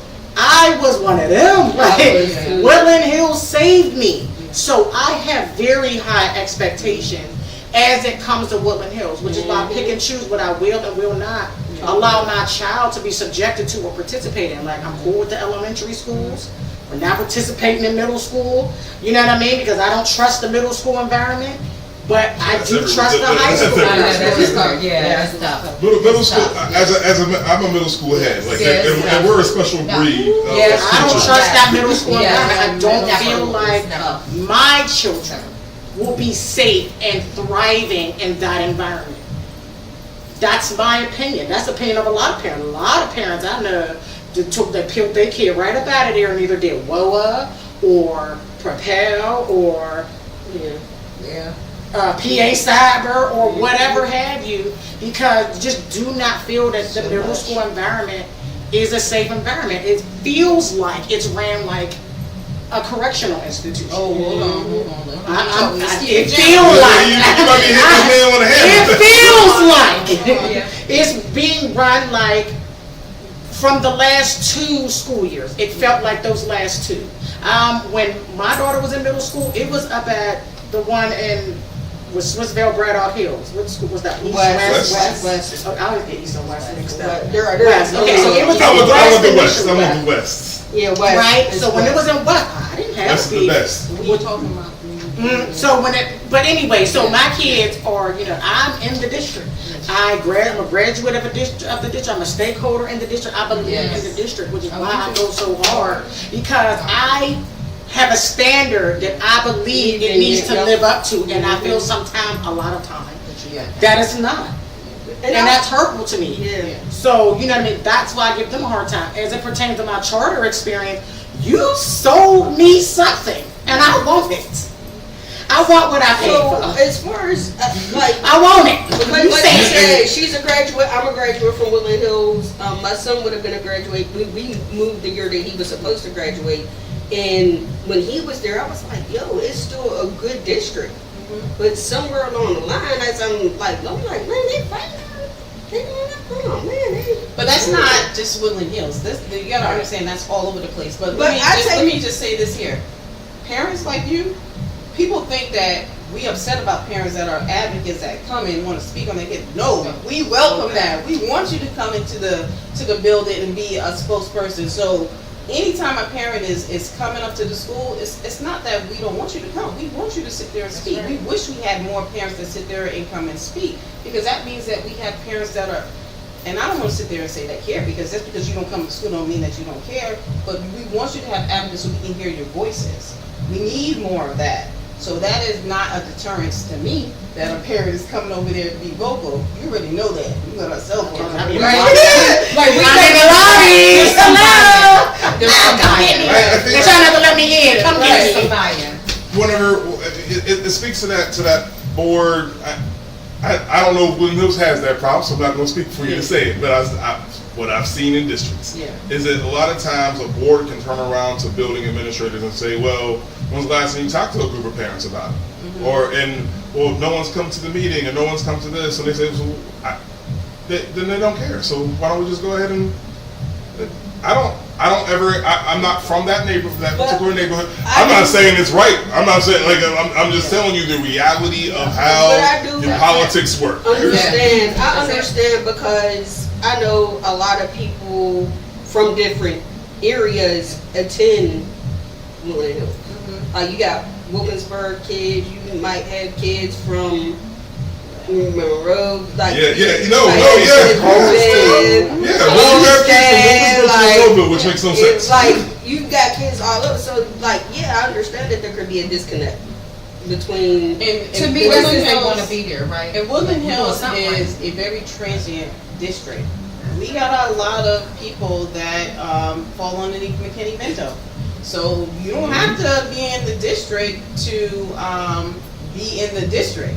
So that's why I think that the dynamics of the district has changed, because it used to be just the district people there. But now you got outside people coming in. But then we have outside people coming in Yeah, outside. because they want to be there. They want to be at want one to stick it out. So yes, absolutely. Let me see whose address I can use. No, you can't find anybody. I'm gonna be homeless.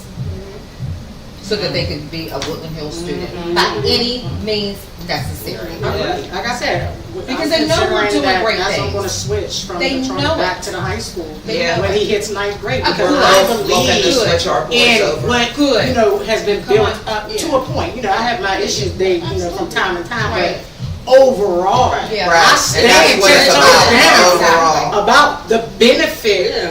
of that institution. Without a doubt, there have been some structural change, and at first I was a little ticked about those changes. But I'm coming around to it because I have my twins that are going to be starting in the elementary school situation, and I want them to be in the best hands possible. I want to know that when they hit that building, I don't have to worry about it. your mind is You understand? at ease. I don't have to worry. So there's going to be somebody in there, I ain't got nothing to worry in the world. They good.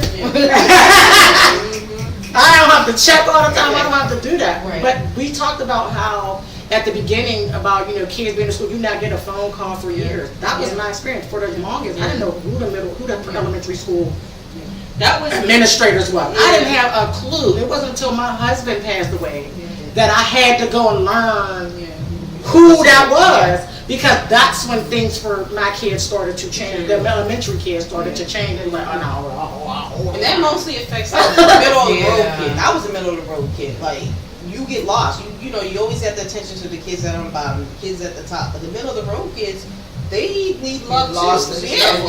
yeah, they lost in the shuffle. So how do we, again, build that connect so that you're not getting a phone call 3 years? You know, you get the standard communications through the letters and the robocalls, but how do you bridge that gap so that the first phone call that you don't get is 3 years? What's the So- I feel like it would start. I'm at the I point feel of the like meeting, my and kids the had school to board do meeting so something soon, within and she the popped up. I district. said, "What's that? Who that is?" So my kids were always in something, basketball, football, Yeah. the band, Right. like they were always in something. So like I think band was the main reason why I knew all of the teachers in elementary school, because they started an instrument at first, second grade. Yeah. So now I have to come up to the school for concerts.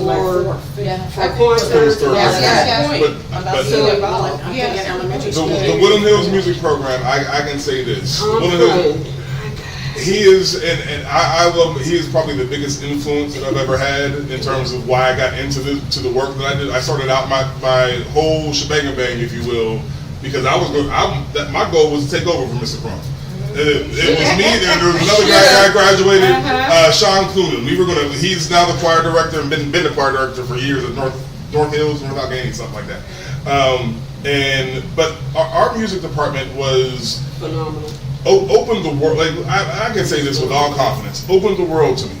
It was also the thing that my mother fought and railed the most against, because when I was in 9th grade, we did Dixie.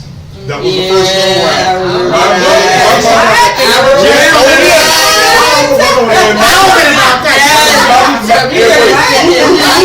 Because my mother was at the forefront. was too. Robert Clancy. Everybody. I was just coming into the district when all that was going on. She's like, you be my ass and my hands. She'll snitch. It has led to Tom and I have a very. I just saw him this past weekend at the alumni musical too. We have a very fun relationship. He's yelled at me the same way since we were in high school, and I'm a grown ass man now. But he has given me so much on both sides, and I think that if I was to credit a teacher honest teaching, in both good and bad, I got it from him.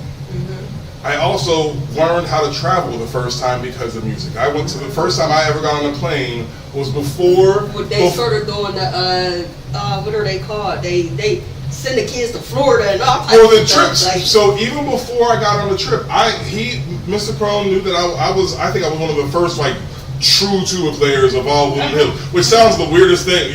Weirdest thing, yeah, tuba player. But I was good. So hell with you. But I traveled. I got to go to Kansas and the Grand Canyon and Georgia and Florida and all these things in 4 years, and it showed me it was my first. That was that taste. Yeah, we went family trips to Ohio and North Carolina, but that was a family trip. I didn't know the world for myself until we did that. When places lost funding, I also remember having to sell hoagies and poinsettias and oranges and pineapples and everything. And thank God I had family that worked at the hospital, because all the white folks bought everything for me to afford to go on these trips, because it is expensive to be able to go on those things. them band trips is I will say this, and I love Tom Crone, and I would also shake him, and I think that's what's, unfortunately for an African American male, is what you truly need. Is someone that is going that is going to teach us some of that bad stuff, because the first time that I encountered racism as an adult, unfortunately, I was equipped. That's right. You know, like, it was unfortunate of where it came from. And I would have greatly preferred not to have had that lesson. I'm glad I had it then, not whenever I was at a workplace at 22, 23, or getting told. I remember the first time I truly did something that was non-African Americans. I ran a sailing program in DC for black, just like sailing you see in the Olympics, like that kind of stuff. I said, if black folks can do this, we should be able to do that too. I think it's Norfolk gives out huge scholarships for sailing. Yes. And so my goal was that, but I remember the first time the administrator, the guy told me, like, when I went out and recruited all black kids from Southeast DC for the program, he turned around and said, we don't want to be known as that program for those kids. And I can remember sitting there thinking, like, what does he mean by that program for those kids? That's swimming. And then I realized I'd heard that language before. Fencing, swimming. My son does fitness, you love unorthodox sports. And so, yeah. So that's good, that's good. So that kind of changes, because I was like, I need to leave in. We've heard some of the things that, you know, are concerning, right, to you all as parents and to us as administrators. What are some things that you've seen that are like positive, that like, yeah. What can we build on? Yes. Yeah, what can we build on? Yes. Like, So like I I said, like that, but if you could do X, Y, Z, you know, or there was this one program, you know, that you all had a few years ago, and now the program is non-existent. How about bringing that back? So, or, you know, the communication. I liked it when the communication was like this. Or, my student would come home and talk about this was happening in the classroom. What are some of those things that we can bring back, build on, yes, Arts as programs. parents? Or like the main thing that my kids loved and how they connected with school was through arts programs. Like my daughter was drawing, so she was connecting through drawing. And again, that's my behavioral child. Like he had behavioral issues. You mean like after school programs or something? No, like she went to Propel for a year and they had an art class. I didn't even know she could draw, but she let it out in our art class. But that was a way I was able to connect with that administration, was through that. Other than them calling me like, oh, she fought again. I'm gonna come pick her up. She's spent 3 days. So, the other thing, my great nephew, his school, they had like a grandparents' day. And his grandparents were not available, so I went in lieu of his grandparents. But they had a grandparents' day where like all the teachers were there, all the staff was there, and we painted like a frame. They took pictures, so like that was a way not just to get the parents involved, but someone else. So I think the things is really, so communication wise, like I said, like there's only like a select few teachers who add the curriculum into the Google Classroom so if the child is struggling and they have something to fall back onto. I think all the teachers across the board should do that. I think it should, and then even be able, because you gotta take a midterm and a final, and all of that is a part of that. So you still have time to go back and revisit, you know what I mean, the things you struggle most on, or even if that's something that has intrigued your learning, and you just want to keep learning that, you still have that at your fingertips, right? To do that, I feel like, as I told the charter school our kids are in, is that make the total day a learning experience, right? So I talked to their school about teaching the kids financial literacy in a way that they earn currency, right? So with life, it would be they would earn life currency. So back in my day, the boys said that all day. I just thought about that real quick. Don't do that. Boys do that all day. Back in the day. School bucks. So what I was gonna say is, when we were in elementary school, remember the safety patrol? Yes. So you had that little Hyper on Yes, sash. yes. Take that and remix it. With so right? much pride in that little That's- sash. You thought you was somebody. You thought you was somebody. You were safety patrol. We found we roast you. I'm a celebrity, Listen, and I know you the see it. students who were frequent flyers in the hallway, always in the hall, I said, we need to get them to, So Yes. what I'm saying is, and say, monitor the hall. You wanna be in That's the it. hall? You see how to You take a stand in that negative and turn corner. it into a You positive. stand in that corner, let's order some so snacks. that's what I was telling you. It's a way to Don't also play. teach them accountability. Yes. So Don't do remixing that. the safety patrol idea. Get Yes. several different colors of these stupid sashes, right? And attach them to a job. This helps everybody, right? Yes. They could be on mail duty, Yep. bathroom duty, hall duty. You know what I'm saying? Put 'em to work. Put 'em to Whatever. work. Put them to work and think that what it takes to make the school run, Right. and attach it to a job that these kids can use to earn And have pride in. Woody Bucks or whatever the heck we're going to Yeah. call them, right? So now they develop an account. You get them each your little student currency account, right? And then you get people and the stakeholders to donate items, and we open up the Wolverine store or whatever, you know. And free. So well, hold on, and then you put a bunch of stuff in it: iPads, gaming, gift cards, pencils, pens, swag, whatever. And you put it in this store, right? And so they have a way to earn money to buy these things. It's only good Yeah. with At that school-based store. currency, Right. but also they have to pay taxes.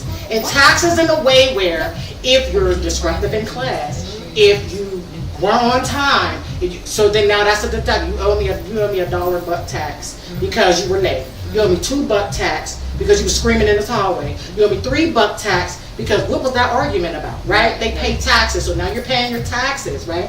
But also teach them about loans and things like that. So say there's somebody that donated a PlayStation. I don't know, 50 Woody Bucks short of this PlayStation. So now you take out a loan, but now you know that you have to work 3 extra jobs that week to be able to pay back the loan that you took out to be able to afford to get this thing. Also, do you really need it? Is it worth being now in debt? Right? So everything but it also teaches them accountability because you're not so apt to tear this bathroom up if you're responsible for cleaning it. Right.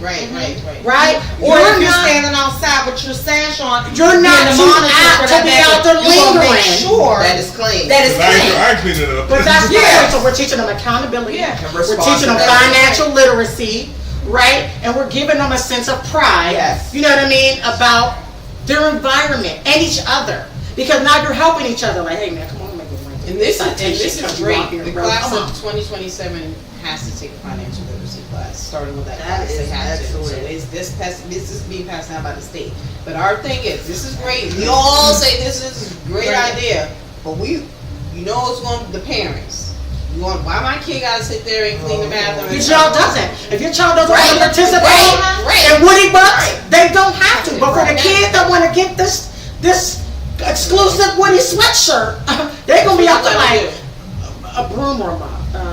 But that could also tie into athletics because athletics cost money. That athletic stuff is when I say expensive. So again, but there's several different ways that you can allocate their ability to use their currency. You can have a food truck come watch your time. We done got all these new courtyards. You understand what I'm saying? Girl. I don't know what y'all build them courtyards for. You ain't gonna let them use them. What we build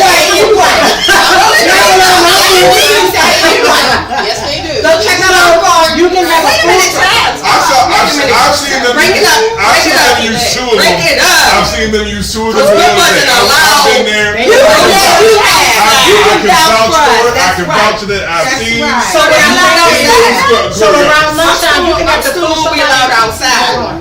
You can have a food truck for us, We wasn't allowed. and they can use outside. their Woody account to purchase things that's Yeah, not in the that's what these lunchroom kids got from the food. I know 1,000 people. I know a few people with food Yeah, I trucks sure do. that would probably love to be a part of Yeah. whatever this new thing I like is that it. sounds I like amazing. it. There's a woman So who's there is a moving out way with a to food truck. teach Yeah. There are accountability quite a and few things, of them but also with food we trucks. have to be more proactive. Yeah. You understand? I talk about that meetings with y'all all the time. Like, hey, listen, y'all knew, the teachers knew they was arguing second period. Somebody could have called down the office like, I just want you to know that Sharice and Keisha They about to be, I don't know what they got, something about a boy, but it's going on. You might want to get them. But look, that happens.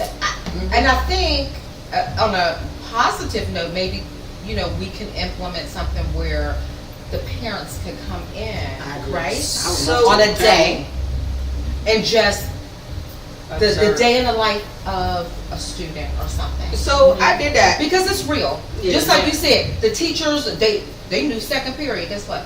We done got 15 phone calls and 10 emails and 25 messages at the secretary's desk that this was brewing second period. Yeah. Now, guess what? It was brewing second period at the beginning, but by the time we try to go intervene, they done already fought in the bathroom. Mm-hmm.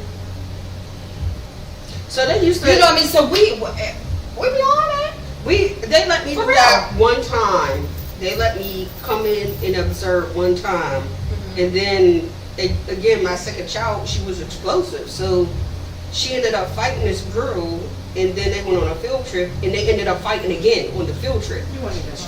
Well, how did they both Go on the field. That's what I want. They shouldn't even have been on that field trip. So that was my first thing, and my second thing was Well, I wasn't there.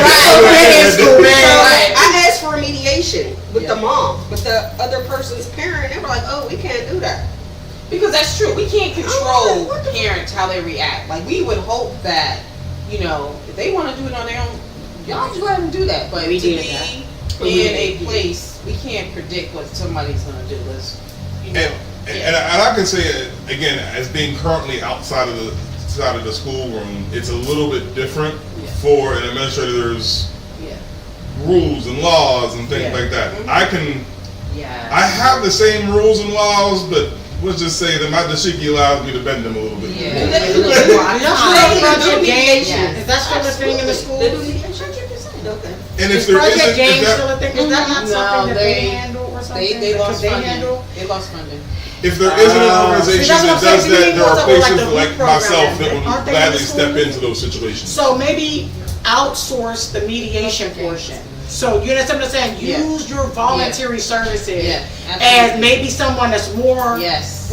could be quicker on the response, because there's only so many of you Yeah. in that building. With all those kids, you can't be everywhere at once. So maybe outsource the mediation portion to say, hey, we have, hey, anybody got an eye on the hoops? Right. Can you stop past Miss Jenkins' class and grab Sharice and Keisha and take them for a mediation to see if we can nip any stuff in the bud before they have a chance to transition in these hallways I like it. and get their friends in on it. You understand what I'm Yeah. saying? Maybe outsource and see if they can handle the mediation portion. Yeah. Even if that means that you or one of the paraprofessionals, somebody Some has of to their sit in friends on need it, right? But they're already got and they're already being Isolated. either isolated or talked down or de-escalated in Yeah. some fashion, so that it's not all on Yeah.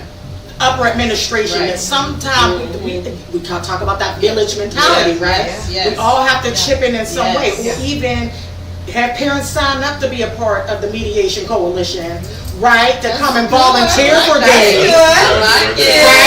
Come volunteer to be a part of the mediation coalition. Come on, Lisa. The vetting process. 'Cause I ain't got it. But She talked about this stuff, and then we call her and be like, And we we'll have a be there. position. And we'll be there. And we'll be there. And you know I got I'll be driving the school bus. I got the right. I got time between runs. Get my keys. To come up in here. Wait a minute now. I mean, if y'all come up with that, My job. I'm gonna say it right here. Not for Woody though. I'm gonna say it No, right no. here. They be trying to get me from. You have to have one time to speak out at that meeting. Get her off the line. So I will say this here, if Get y'all her out of there. ever come up with that, I'll volunteer for it, hands down. But you And know, I'm maybe some gonna sit there people and say volunteer that to be part of the mediation 2 coalition. years ago, we had because if you're gonna be in the building one time, you don't need clearances. But you're gonna be a regular, you have to have clearances. We had a drive for volunteers to get their clearances. And how many parents show up? Y'all had a drive for that? Yes, we did. Now You we're paying for it know. because y'all already 2 volunteers. Y'all gonna be. I might not be able to get there till 10 I paid for my o'clock. clearance. I'm driving now. I can't be. Caveats. Yes, I'll come straight off my run and come running up in there. Hey, I'm here. Put me somewhere. And that, I'll be like, who was fighting? I'll bring it. Let me holler I addressed it. What could we have done better to handle that better? What I think could we there have are done groups, better? and you can correct Get me, them but thinking for themselves. How could we have done it better? What you call that, a mediation one? The mediation coalition. coalition. That's a coalition now. They might give you some money for that. There's gonna be a bunch of moms Hey, and tears. there's always, when you use words like alliance, Semantics, right? coalition, Yes, yeah. yes, If y'all just a group of parents, so I got no money for that. Right, Oh, y'all coalition. Oh, y'all okay. You know what? Oh, y'all. Y'all sound real official. Let's cut that check. Let's cut the check. We might have That's to get right. an LLC for that. You're the LLC. The I'm talking about charter moms who can show who be the mom and tears. We're not taking it. Y'all are, and the worst part is, y'all joke about this. Better. There is a book I got from one of the state reps that's this thick, and the juvenile justice section of that is ridiculous. So your comment about schools starting to feel like it is by design, whatever. Get some documentaries, 13, whatever. That's later. But for the sake of that comment, there is so much money available in that mediation, juvenile, and that's the worst part. That's what the government calls that. Whenever you're just in trouble, as we used to say or still say, that's juvenile delinquency according to the government, which is a bad label to begin with. Just because I got in a couple fights does not mean I'm a delinquent. It doesn't mean that the definition of delinquent is it's racist. Like let's say it what it was. The reason it's labeled that way, but there's a lot of money out there.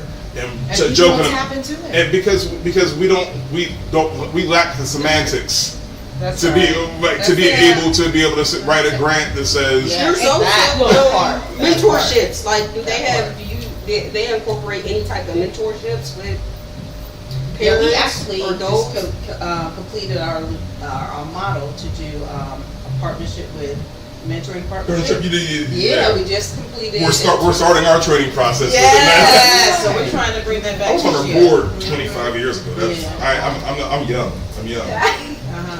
So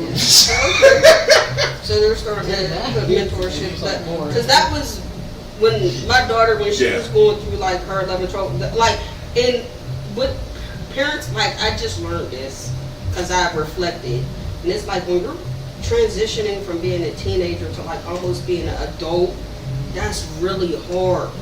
And you add on the mental stuff that our kids are dealing with now, it makes it even harder. So like that mentorship, like my daughter was like, I wish I just had a mentor, someone, not you because you're my mom, just someone who I could talk to and who could kind of guide me a little bit. An unbiased party. Yeah, an unbiased party. Yeah, and y'all got to think that a lot of responsibility of that is pushed onto the schools. I just had a parent message me saying, hey, my child is struggling in college right now, they want to come home, can you text them or whatever? And guess what? I text them, like, you got to stay there. You got to sit there and do what you need to do. But they rely on the school for a lot of those things, and we're going to need the support of people, because what happens when that falls on us is burnout. It's like, man, it does have an effect on our mental health as well. So it's a two-way street. You know, we understand that you guys have the struggles, the school has a struggle, but we definitely have to do better with working together. Yeah, for that stuff, that's where I think that's where the out of school time has fallen short because we've lost funding. But I remember, like, again, I went to college. I applied to 17 schools. How I could afford to apply to 17 schools is I was in a program called Upward Bound. That paid everything. And so that Upward Bound is a shell of what it used to be. I had kids that were in my Upward Bound cohort from all over the eastern, from East Allegheny to Pittsburgh Public. Like we had everybody, and we had 3 or 4 different Upward Bound programs in Pittsburgh. Now I think there's maybe one. Yeah. For a whole county. And we were in classes of almost 25 kids in Upward Bound. It was a great experience.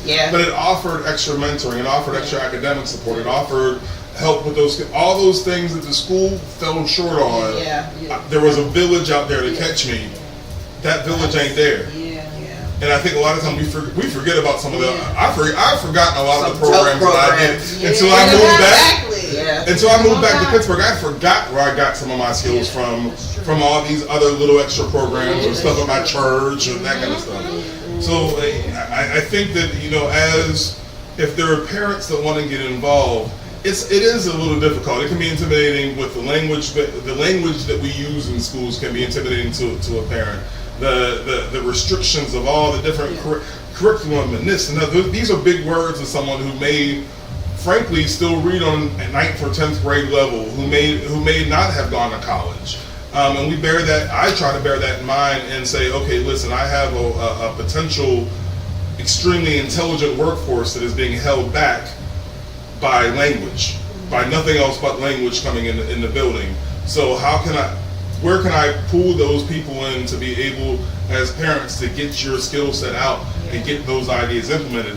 That's where we, as nonprofits, step in, because all I need you to do is pass a background check and get past me, get past my character judgment. If you can do those two things, you're going to do great. Well, with that being said, we have run about 2 hours. Yeah, we did. I told you, our conversation is going on. So we're going to close out on this side of the room. Is there anything you would like to say? Anything you have going on? Things you want people to support? You know what? This is a good starting point. I know that there has been talks about trying to again bridge the gap, but we gotta not just talk about it. We gotta get it into action. So we're gonna be reaching out to y'all. Y'all just started something about this mediation coalition. Don't be trying to fill us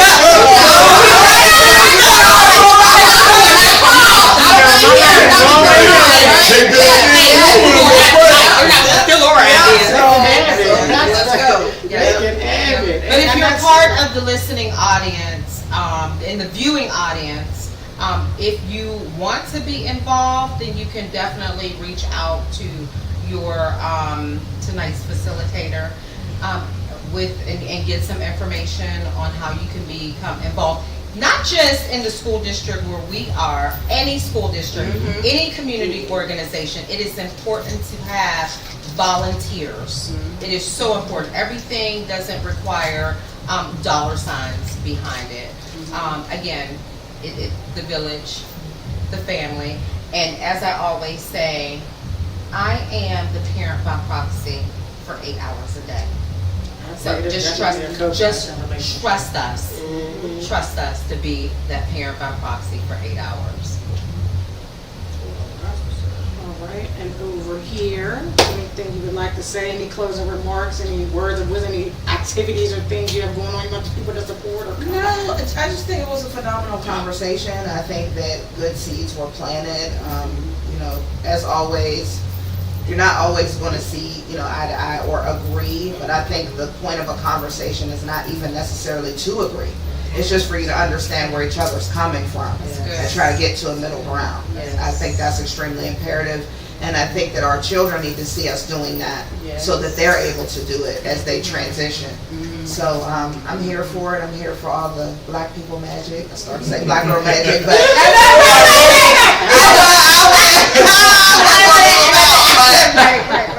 Thank you. I'm looking forward to, you know, the magic that we're gonna make together, and I just appreciate everybody's feedback. I got to plug. We have a backpack giveaway December. Good Lord have mercy. What month is this? August. Next month is December. Tell you how I'm playing this stuff right now, right? Backpack giveaway is next Wednesday of August, whatever day that is, because I'm old. But it's 4 to 7 p.m. at the Reagan Christian Center. Come down. We'll have backpacks, haircuts, get your hair twisted, braided, whatever you need, whatever you need in terms of clothing, uniforms. We'll have it for you at the center. So come on down. Our after-school program starts the 9th. And if your registration is still open, so if you'd like to register, stop down the center. But also, I just want to say, one of the biggest blessings I had coming back to Pittsburgh was seeing 2 black women in charge of Woodland Hills High School. Yeah. And if something's broken, Let a black woman fix it. She got you. Got you. And I say that as a very confident black man. I am Superman, but I wouldn't be Superman without the women that hold me down. So it starts with the woman. We come from a woman. I appreciate y'all and love y'all for your leadership. I appreciate mothers for their leadership of young men and women, because without you, then they don't become teachers. Thank you for that. Thank you for that. All right. CT? Yeah, okay, so, Don't take our idea. That's the disclaimer. right. First of all, I want to say, because we do have educators here, if you're looking to get into education, a job in the educational field, they are hiring like crazy. Janitors, custodians, teachers, paraprofessionals. Out of school time, AmeriCorps members. Yeah, if you are looking for a job, and some of these jobs do, like, I know somebody who's a custodian and make a lot of money, but that's besides the point. But they are hiring.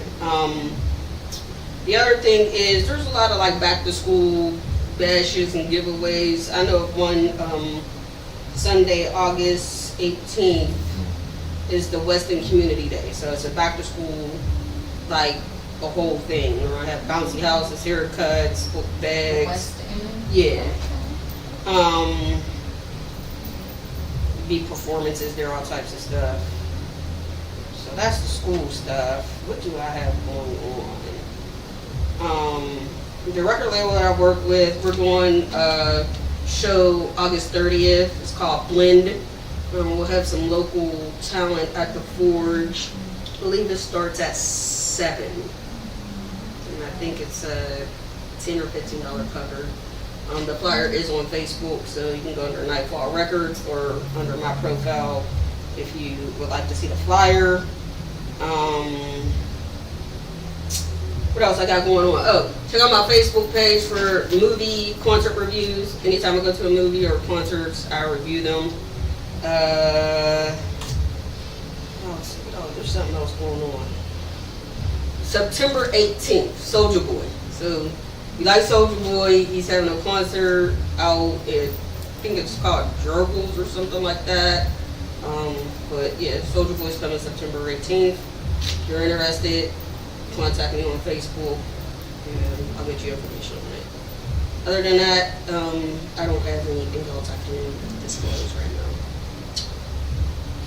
I don't be having that. If you don't mention these things, I'm about to win. I got them. Hold on. So I don't have anything personally publicly going on. However, 2 of my children are published authors. They both have published journals that were designed to help the youth. My son's journal was called My Voice, Your Voice Matters. Was born out of a hard time that he was having with communicating and advocating for himself at school. So we got him a journal so he can write down his experience in his day and not only share it with me, but with a trusted adult at school that can be used as a mediator between himself and whoever the problem adult, student, peer, whoever was. So if your child prefers to express themselves via writing, then my son's journal is for them. You can find it on Amazon. You can search for My Voice or Your Voice Matters, or by name Jamari, Jamari Turner, or my name Carlisha Turner, or my daughter's name Kaya Turner, Kyah Turner. Either one of those 3 names are going to bring you to both journals. My daughter Kaya's journal is born because she's more expressive through art. She expresses herself more drawing, coloring, doodling, markering, painting. So her journal is called, I lie about it everything. Her no, because we had to change it. You know, you have to, when you publish stuff, yeah, you have to Somehow magically find names that no one else has used. not so much that, but it has to be able to fit within certain guidelines. Hers is called How Do I Feel Sketch Journal. And so again, there is a point for you to kind of write, you know, express what your feeling is expressively, but then also a bigger portion for you to draw it out, doodle it out, sketch it out. It says sketch it out on the page for you to sketch out how you feel. So if your child is more expressive through art, then her journal is for you. It's not just for children. They were made obviously with children in mind, but if you're an adult, a teenager, an elder, you're dealing with the elderly people who aren't so vocal anymore, dealing with dementia or Alzheimer's or something like that, one of these journals may be something that you can use for them. So again, they are available on Amazon, and Or if you're just going through it mentally and you want to do it. get it for yourself. Get 10, get 20, get 1,000. Buy for the organization, buy for your after-school program. I was Buy for your mentoring I'll do that program. later, but Buy for your students coming in so that they have a way to properly communicate with you and the people around them. Buy! They are for you, and they are children of your community and your village. So thank you. So that will close out today's episode of Schools and Parents. We are always welcome to revisit this topic again, or any topic that you may have in mind. If you have something you think we need to talk about or address or hash out safely and constructively, then we are willing to do that. Thank you for tuning in. And here at the Social Flex, we always want to remind you to be blessed in a blessing. You never know who you can touch.